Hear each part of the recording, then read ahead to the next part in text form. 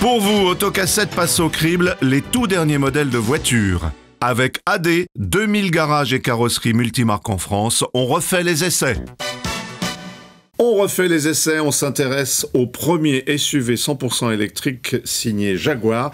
Il s'agit de l'I-Pace. On a eu un grand débat sur la prononciation, mais il s'agit bien de l'I-Pace qui avait fait sensation, je crois, au Salon de Genève. Mélina Priam est avec nous, bonjour. Bonjour. L'Autojournal, Jean-Michel Normand, Le Monde. Bonjour. Bonjour Jean-Michel. Stanislas Laroumet, Automoto.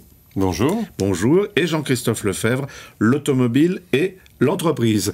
Alors, Jean-Michel, Tesla n'est plus tout seul, on peut dire ça comme ça ? Exactement, on peut tout à fait dire ça. Là apparaît la première véritable alternative à Tesla. Et curieusement, c'est une Jaguar. Je dis curieusement parce qu'on ne s'attendait pas à ce que cette marque aille sur ce créneau, et surtout de cette façon-là. Ce qui est assez étonnant dans cette voiture et très intéressant, c'est qu'ils n'ont pas mis un moteur électrique dans une Jaguar existante. Ils ont vraiment tout fait à partir d'une feuille blanche. En clair, ils se sont dit, c'est une voiture électrique, donc il y a un empattement énorme parce qu'on met les batteries entre les essieux. On va mettre 2 moteurs pour faire 4 roues motrices, mais ces moteurs, ils sont pas très, très volumineux, donc on va les mettre à chaque extrémité et on n'a pas besoin d'un long capot comme sur les Jaguars. C'est extrêmement audacieux d'aborder les choses comme ça, mais en même temps, c'est extrêmement logique. En même temps, je pense qu'elle est assez belle.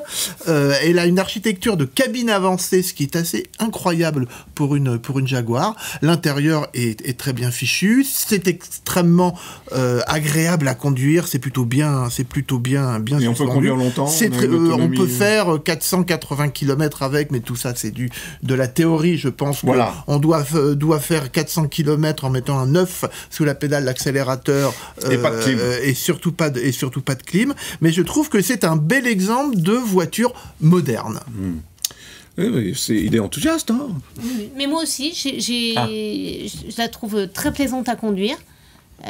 C'est vrai que souvent, forcément, avec les batteries, les voitures électriques sont lourdes. Si on compare au Tesla Model X, le Tesla accélère très fort et dès qu'il s'agit de tourner le volant, c'est un peu panique à bâbord. C'est une Jaguar, elle est plaisante, c'est sportif. C'est un SUV, mais à bord, on n'a pas la sensation d'être au volant d'un SUV parce qu'on n'est pas assis si haut que ça. C'est un peu... c'est presque un monospace. C'est presque un monospace. Moi, ça me fait plus penser à un break un petit peu surélevé. Et il y a de la place à bord parce que les batteries sont intégrées dans le plancher, puisque Jean-Michel l'a dit, c'est une voiture qui a été pensée comme une voiture électrique et uniquement électrique. Il n'y aura pas de déclinaison thermique, ça ne sera qu'une électrique. Donc c'est une voiture qui est spacieuse, qui est agréable, qui après à conduire est plaisante, qui est silencieuse. C'est une autre approche de la conduite, tout en ayant un peu une patte, je dirais, sportive, Jaguar. Or, Tesla, c'est la première fois qu'un constructeur bâtit de toutes pièces une voiture électrique. Non. Oh, il y a eu Renault, il y a Zoé, il y a eu... Non, la Zoé, la Leaf. À ce niveau de gamme, peut-être. Elle est plus originale en termes d'architecture qu'une Tesla. Une Tesla, c'est extrêmement conventionnel en termes d'architecture parce qu'il fallait rassurer la clientèle. Là, celle-là, elle est vraiment faite. Vous avez un capot très long, par exemple, sur une Tesla qui ne sert pas à grand-chose. Bon, on a mis et à encore, l'intérieur, ça n'a rien à voir. C'est beaucoup plus luxueux, là. C'est mieux fini, mais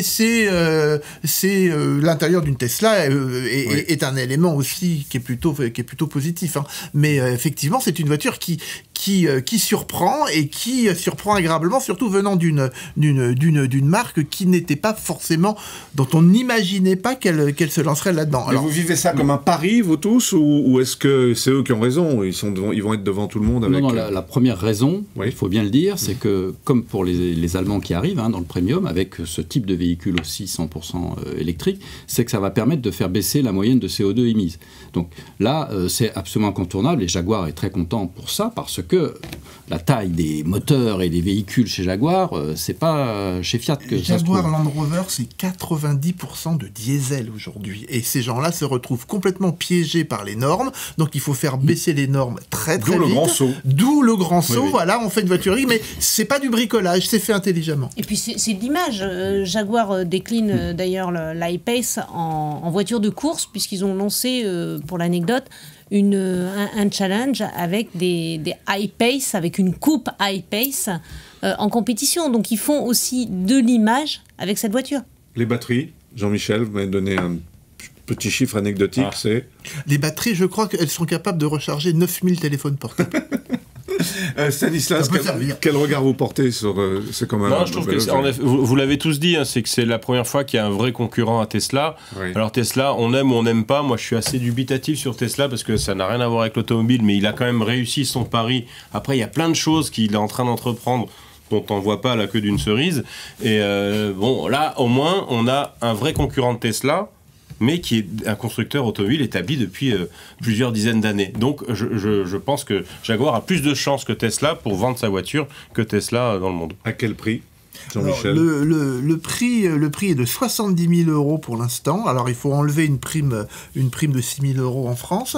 Oui. Et les responsables de Jaguar disent qu'ils peuvent en vendre aux sociétés parce que c'est un plein, c'est 12 €. Alors, effectivement, quand on regarde les avantages, elle est relativement compétitive, mais en même temps, on ignore quelle sera là encore la valeur de revente. Mais hardi, mais prudent, Oui. les dirigeants de Jaguar propose aux acheteurs de leur mettre à disposition, je crois que c'est 8 fois par an, de leur mettre à disposition une voiture thermique. Ça, c'est du marketing. Ça prouve quand même qu'il y a Oui. toujours des petits problèmes d'autonomie et que même les dirigeants de ces grosses sociétés qui investissent à fond dans la voiture électrique savent que de toute façon, une voiture électrique ne pourra pas servir à tout le foyer toute l'année, l'hiver, l'été, pour partir en vacances, etc. Et au-delà du problème d'autonomie, c'est vrai qu'il y a le problème d'autonomie, mais il y a le C'est la problème de recharge. la recharge surtout, parce que ce qui pose souci, c'est que si on n'est pas sur une borne dite rapide, si vous la branchez sur une wallbox, c'est-à-dire une installation que vous pouvez poser chez vous, c'est une nuit. C'est 12-13 heures pour faire le plein. Et ils vous payent l'hôtel, non, ou pas? Non. Un dernier mot, et on conclut, Jean-Christophe. Est-ce que l'entreprise en France, par exemple, s'intéresse à l'électrique ou Oui, alors ce bon. type d'électrique Oui, ce type ou un autre. Alors là-dessus, l'intérêt, c'est qu'il n'y a plus de TVS. Or, le modèle équivalent thermique, même diesel, il a une très grosse TVS parce qu'il émet beaucoup de CO2 quand même. Donc l'exonération de TVS est intéressante. En revanche, c'est ce qu'on disait, c'est que l'entreprise, c'est gentil, mais il faut recharger. Donc, ils sont tous très inquiets parce qu'il faut investir dans la borne de recharge à domicile, mais surtout dans l'entreprise. Et là, multiplier les véhicules électriques, ça veut dire multiplier les prises. Absolument. Donc, il faut tout revoir. Ils envisagent quand même de vendre 70% de leurs voitures aux entreprises. On verra si ça sera le cas. Vaste chantier, Jaguar I-Pace. Merci à vous tous. Pour vous, Autocassette passe au crible les tout derniers modèles de voitures.